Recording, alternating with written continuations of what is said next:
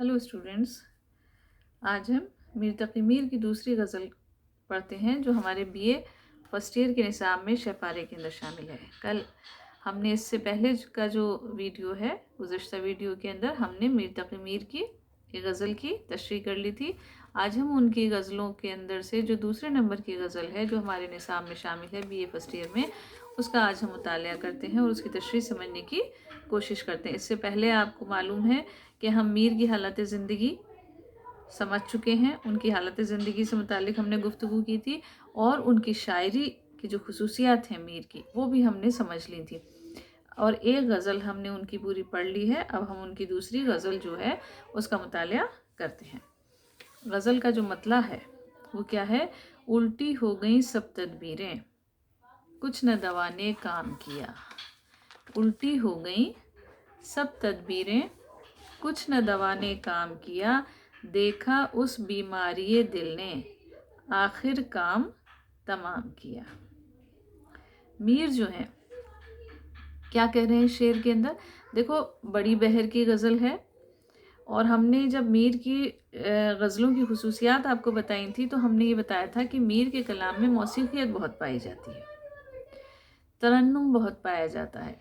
तो ये जो गज़ल है इसके अंदर भी मौसीक़ियत बहुत है। हालांकि बड़ी बहर की गज़ल है, उसके बावजूद हम इसको पढ़ते वक्त इसके अंदर जो अल्फाज का रब्त है वो कहीं टूटता नहीं है, हम कहीं रुकते नहीं हैं और आसानी से पढ़ते हैं। हम इसको ज़बान भी मुश्किल नहीं है, जैसा कि हमने उनके कलाम की खुसूसियात बताई थी, उस वक्त हमने उनके ज़बान के मुतालिक भी बताया था। तो इनकी ज़बान आसान है। उल्टी हो गई सब तदबीरें। तदबीरें किसे कहते हैं? तदबीर कहते हैं कोशिश को। मीर क्या कह रहे हैं कि सारी कोशिशें उल्टी हो गई। कौन सी कोशिशें? कुछ न दवा ने काम किया। देखो आगे कहेंगे वो, हम पूरा शेर पहले पढ़ते रहते हैं। कुछ न दवा ने काम किया। देखो, कोई बीमारी होती है ना इंसान को तो क्या करता है? उसका इलाज करता है। तो मीर कह रहे हैं कि हमने अपने जो तकलीफ़ थी हमारी, उस तकलीफ़ को दूर करने के लिए हमने कोशिशें की, लेकिन कोशिशें सारी उल्टी हो गई। यानी जितनी कोशिश की बीमारी का इलाज करने की, उतना ही क्या हुआ? बीमारी बढ़ती चली गई। दवा ने कोई काम नहीं किया। देखा उस बीमारी दिल ने, अब बता रहे हैं ये बीमारी दिल, दिल की बीमारी। वो कौन है? दिल की बीमारी के लिए उन्होंने किसके लिए कहा है ये? अपने महबूब के लिए। तो वो कह रहे हैं देखा उस बीमारी दिल ने, जैसे ही मेरे महबूब ने देखा। यानी हम तो कोशिशें करते रहे कि हमारा मर्ज़ जो है वो ख़त्म हो जाए, हम जो हैं वो ठीक हो जाए, हमारी तकलीफ़ ठीक हो जाए, लेकिन सारी कोशिशें उल्टी हो गई। कोई भी दवा हमारे इलाज नहीं कर सकी। लेकिन जैसे हमारे महबूब ने हमें देखा उस बीमारी दिल ने, आखिर काम तमाम किया। आखिर काम तमाम किया। काम तमाम होना क्या होता है? काम तमाम होना यानी मर जाना, इंसान का ख़त्म हो जाना। तो यहाँ दो मानी हैं। देखो, एक तो ये है कि मर्ज़ जाता रहा, काम तमाम हो गया, और दूसरी चीज़ ये है कि वो दिल जिसके अंदर ये मतलब तकलीफ़ थी, ये दुख था, ये दर्द था इश्क का, वो दिल ही ख़त्म हो गया, नहीं रहा हमारे पास। तो ये दोनों बातें क्या ज़ाहिर करती हैं?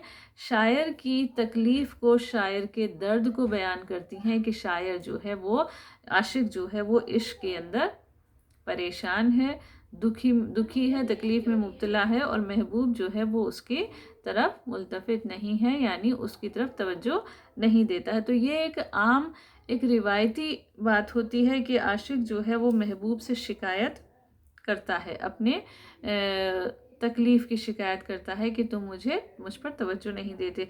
तो यहाँ मीर क्या कह रहे हैं कि सब कुछ ख़त्म होने की बात कर रहे हैं कि जितनी कोशिशें हमने अपने दिल के इलाज की, कोई कोशिश हमारी काम नहीं हुई, सारी कोशिशें उल्टी हो गई। जितनी दवा का इलाज करना शुरू किया, करते रहे, उतना ही मर्ज़ जो था वो बढ़ता रहा, कोई दवा ने काम नहीं किया। और लेकिन जब मेरे महबूब ने मुझे देखा तो दिल का ही काम तमाम हो गया। यानी दिल या तो उसके पास चला गया या फिर ख़त्म हो गया, यानी मौत भी ये कह सकते हैं हम कि इंसान को मौत आ जाती है तब भी उसका काम तमाम होना होता है, या फिर ये भी कह सकते हैं हम कि आशिक का जो दिल है वो महबूब के पास चला गया, तो अब जब महबूब के पास दिल ही चला गया तो फिर उसकी तकलीफ़ की क्या बात हो सकती है।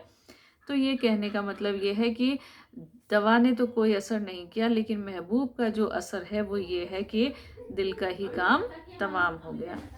अहदे जवानी रो रो काटा, पीरी मेली आंखें मूंद। अहदे जवानी, अहद कहते हैं ज़माने को, जवानी का ज़माना। अहदे जवानी रो रो काटा, रो रो कटता रहा जवानी का ज़माना, यानी जवानी के अंदर हमने बहुत तकलीफ़ें उठाई, दुख उठाए, और वो जो ज़माना था वो हमारे सिर्फ तकलीफ़ के अंदर गुजरा है। पीरी मेली आंखें मूंद, पीरी कहते हैं बुढ़ापे को, बुढ़ापे में हमने आंखें मूंद ली, यानी सो गए और मौत आ गई। मतलब सो गए से मतलब ये है कि मौत आ गई। तो जवानी का जो वक्त होता है, जब इंसान खुश व खुर्रम रहता है, ऐश व इशरत के अंदर रहता है, वो हमने कैसा काटा है, रो रो करके काटा है वो ज़माना हमने। और जब हमारा बुढ़ापा आया तो बुढ़ापे के अंदर हमने क्या किया, आंखें मूंद ली हमने। जैसे इंसान होता है ना कि थका हुआ होता है बहुत ज़्यादा, तो सुबह होने लगती है तो वो सो जाता है, तो वही बात यहाँ कह रहे हैं कि ऐदे जवानी रो रो काटा। जवानी के अंदर तो हमने रो रो करके दुखों में तकलीफ़ों में ज़िंदगी गुजारी है, और पीरी के अंदर हमारी आंखें बंद हो गई, यानी पीरी के अंदर बुढ़ापे के अंदर हमें मौत आ गई। यानी रात बहुत थे जागे, यानी रात भर हम बहुत जागते रहे, यानी ज़िंदगी रात के लिए उन्होंने किसके लिए इस्तेमाल किया है, रात का लफ्ज़ जो है वो ज़िंदगी के लिए, कि ज़िंदगी जो थी जैसे रात बहुत जागते हुए हमने गुजारी है, यानी ज़िंदगी हमने सिर्फ दुख में गुजारी है। सुबह हुई आराम किया, तो जब रात की सुबह हुई तब हमें आराम मिला है, यानी कोई हमें रात भर आराम नहीं मिल सका। मतलब कहने का उनका ये है कि इंसान, मैंने जो है वो ज़िंदगी के अंदर, जवानी के अंदर पूरी तकलीफ़ों के अंदर गुजारा है, और बुढ़ापे के अंदर मुझे जा कर के जब मौत आई है तब जा कर के मुझे आराम मिला है। जैसे एक इंसान रात भर जागता रहे, तकलीफ़ के अंदर जागता रहे, उसे नींद नहीं आए, तो सुबह क्या होता है कि नींद के गलबे की वजह से या बहुत रात जागने की वजह से सुबह आराम इंसान को आ जाता है और उसकी आंखें बंद हो जाती हैं। तो यही बात वो ये कह रहे हैं कि मेरी ज़िंदगी भी इसी तरह कटी है, तकलीफ़ के अंदर और दुख के अंदर। हर्फ नहीं जाम बख्शी में, उसकी खूबी अपनी किस्मत की। शायर क्या कह रहा है कि हर्फ नहीं जाम बख्शी में, जाम बख्शी जान को बख्श देना, ठीक है, इनायत कर देना जान को, यानी जान ज़िंदगी देना। उसकी खूबी, उसकी किसकी है, महबूब की, महबूब की ये खूबी है कि वो जान बख्श देता है। इसमें कोई हर्फ नहीं है, यानी कोई हम उसको हर इल्ज़ाम नहीं दे सकते, वो तो जान बख्शने वाला है, वो तो ज़िंदगी देने वाला है, ये उसकी खूबी है। लेकिन क्या कर रहे हैं, अपनी किस्मत की, अपनी किस्मत की बात कर रहे हैं वो। लेकिन मेरी किस्मत क्या है, हमसे जो पहले कह भेजा सो मरने का पैगाम किया। हमसे जो पहले कह भेजा, उसकी खूबी तो क्या है, ज़िंदगी बख्श देना, उसकी खूबी है जान बख्श देना। लेकिन हमारी किस्मत ये है कि उसने हमसे पहले जो कह भेजा था, तो हमने तो क्या किया, मरने का पैगाम हमें तो मिल गया। हमें तो उम्मीद नहीं थी कि हाँ वो हमें उसने हमें ज़िंदगी नहीं दी थी, पहले उसने हमें क्या कह भेजा था, ये हमारी किस्मत थी कि उसने हमें इनकार कर दिया, तो हमने उसे मौत का पैगाम समझ करके मौत को गले लगा लिया। हालांकि उसके ऊपर हम कोई इल्ज़ाम नहीं दे सकते, क्यों, क्योंकि उसकी खूबी तो यह है कि वो ज़िंदगी बख्श देता है। लेकिन हमारी किस्मत ख़राब थी कि हमें उसने पहले कुछ और कह के भेज दिया, तो उसकी वजह से हमने मौत का, मरने का पैगाम समझ लिया उसको, और हमने मौत को गले लगा लिया। तो वो अपनी किस्मत की खराबी का जिक्र कर रहे हैं। नाहक हम मजबूरों पर ये तोहमत है मुख्तारी की। नाहक का मतलब क्या होता है, बेसबब, बिना वजह का। कभी कभी क्या होता है कि कभी कोई काम ऐसा हो जाता है, कभी कोई बात ऐसी होती है जिसका कोई सबब नहीं होता, जिसकी कोई वजह नहीं होती। तो मीर क्या कह रहे हैं, नाहक हम मजबूरों पर, हम जो मजबूर हैं, कौन, आशिकों की बात कर रहे हैं कि हम जो मजबूर हैं, یعنی ناچار ہیں، ہمارے ہاتھ میں اختیار نہیں ہے، ہمیں کوئی اختیار نہیں ہے، ہم مجبور ہیں۔ وہ کہہ رہے ہیں ناحق ہم مجبوروں پہ یہ تہمت ہے مختاری کی۔ تہمت کیا ہوتا ہے؟ عیب لگانا، انسان کی برائی کرنا۔ تو وہ کہہ رہے ہیں یہ تہمت ہم پہ لگائی گئی ہے، عاشقوں پہ لگائی گئی ہے، کائے کی؟ مختاری کی۔ مختار ہونا کیا ہوتا ہے؟ اختیار میں ہمیں جیسے کرتا دھرتا ہوتا ہے نا کوئی، تو وہ کہہ رہے ہیں کہ وہ با اختیار ہوتا ہے، مختار ہوتا ہے، وہ جو کسی بھی کام کا کرتا دھرتا ہے، اس کے ہاتھ میں کام کرنے کی قوت ہے، طاقت ہے، تو وہ مختار کہلاتا ہے۔ تو وہ کہہ رہے ہیں کہ یہ تو ناحق ہی ہم پر یہ الزام لگایا گیا ہے، یہ عیب ہے کہ ہم مختار ہیں، بے سبب ہی، بنا وجہ ہی ہم پر یہ الزام لگایا گیا ہے، ورنہ ہم تو مجبور ہیں۔ ہم مجبوروں پہ کہہ رہے ہیں نا، وہ ناحق ہم مجبوروں پہ، یعنی ہم تو مجبور ہیں۔ تہمت ہے مختاری کی، عیب لگایا ہے ہم پر، تہمت لگائی گئی ہے کہ ہم مختار ہیں، ہم کرتا دھرتا ہے، سب کچھ ہمارے اختیار کے اندر ہے، ہمارے ہاتھ میں طاقت ہے، چاہتے ہیں سو آپ کریں۔ وہ کیا کہہ رہے ہیں اپنے محبوب سے کہ محبوب جو چاہتا ہے وہ کرتا ہے، وہ یعنی اختیار تو اس کے ہاتھ میں ہے، چاہتے ہیں سو آپ کریں، ہم کو ابس بدنام کیا۔ ابس کہتے ہیں بیکار میں، ہم کو تو بیکار میں ہی بدنام کر رکھا ہے۔ حقیقت تو یہ ہے کہ محبوب کے ہاتھ میں اختیار ہے، وہ جو چاہتا ہے جیسا کرتا ہے۔ عشق کے اندر عاشقوں کے ہاتھ میں کوئی اختیار نہیں ہوتا۔ ایک بات کہ یہ بھی اس طرح بھی ہم سمجھ سکتے ہیں اس کو کہ میر کیا کہنا چاہ رہے ہیں، انسان کی بات بھی کر رہے ہیں، وہ انسان کی مجبوری کی بات بھی کر رہے ہیں، وہ کہ انسان جو ہے وہ مختار نہیں ہے دنیا کے اندر، وہ ایک کٹ پتلی ہے۔ مطلب جس طرح انسان جو ہوتا ہے، وہ کہتے ہیں نا کہ کٹ پتلی کی ڈور جو ہے وہ کسی اور کے ہاتھ میں، وہ تو جیسا ہے اس کو نچایا جاتا ہے، اور اس کے ہاتھ میں کچھ بھی نہیں ہے۔